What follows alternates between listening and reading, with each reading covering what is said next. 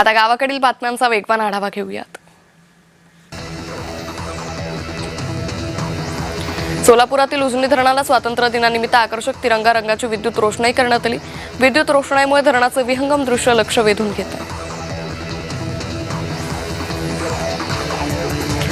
अहिल्यानगरमधील राहता नगरपालिकेच्या वतीने शहरात तिरंगा रॅली काढण्यात आली। रॅलीमध्ये विद्यार्थी, माजी सैनिक, युवक, महिला, विविध क्षेत्रातील मान्यवर आणि ग्रामस्थ मोठ्या संख्येने तिरंगा हाती घेऊन सहभागी झाले होते।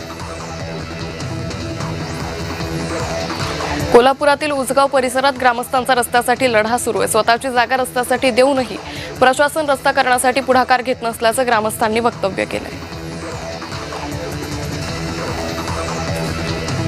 पालघरमध्ये 14 ऑगस्ट हा दिवस हुतात्मा दिन म्हणून पाळला जातो। हुतात्म्यांना श्रद्धांजली म्हणून पालघर शहरातील बाजारपेठेत कडकडीत बंद पाळण्यात आला। सुखबीर सिंग बादल यांच्यावर हल्ला करणाऱ्याला आरोपीला पोलीस कोठडी सुनावले। आरोपी जसपाल सिंगला 24 ऑगस्ट पर्यंत पोलीस कोठडी सुनावण्यात आली। जळगाव जिल्हा बँकेची वार्षिक सर्वसाधारण सभा बँकेच्या आवारात संपन्न झाली। शेतकऱ्यांना कर्ज देताना सिबिल तपासणी आणि त्यासाठी आकारले जाणारे शुल्क तसंच वसंत सहकारी साखर कारखाना विक्रीच्या मुद्द्यावरून सभा चांगलीच गाजली। भिवंडीतील नदी नाका येथील कपड्याच्या दुकानाला आग लागली। आगीत संपूर्ण दुकान जळून खाक झाले। आगीचे कारण अद्याप अस्पष्ट आहे।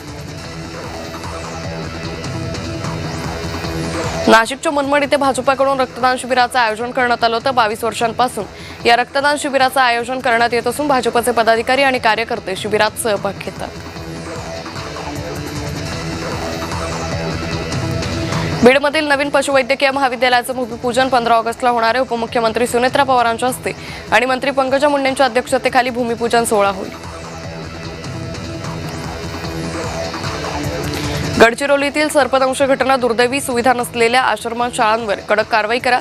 भाजप आमदार संजय पुराम यांनी आदिवासी मंत्र्यांना निवेदन दिलं आहे।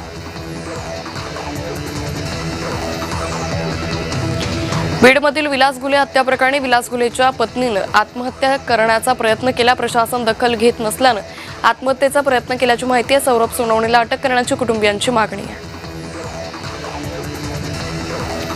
भंडारा शहरात घरोघरी तिरंगा अभियानाअंतर्गत भव्य तिरंगा रॅलीचं आयोजन करण्यात आलं। या रॅलीमध्ये शहरातील विविध शाळांचे विद्यार्थी मोठ्या संख्येने सहभागी झाले होते।